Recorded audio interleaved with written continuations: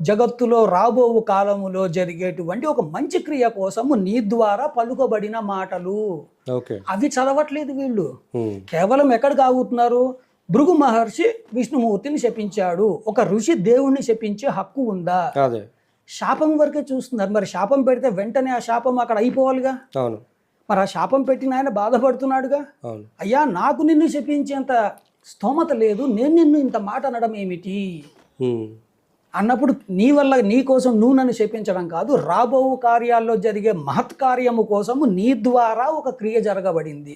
ఇప్పుడు మీరు శివపురాణాంతర్గతముగా తీసుకుంటే ఉమ్. నారదుల వారు ఒక అద్భుతమైన తపస్సు చేసి నేను అందరి మీద జితేంద్రుని అయిపోయాను, నా ఇంద్రియాలని నిగ్రహించుకున్నాను అని శివుడి దగ్గరికి వెళ్ళి చెప్పి ఉమ్. ఆయన నాయన నువ్వు మంచి విజయం సాధించావు, కానీ ఆయనకి శివుడికి పరమశివుడిగా తెలుస్తుంది, ఉమ్. ఈ విషయాన్ని ఎవరికి చెప్పకు అంటే ఉమ్.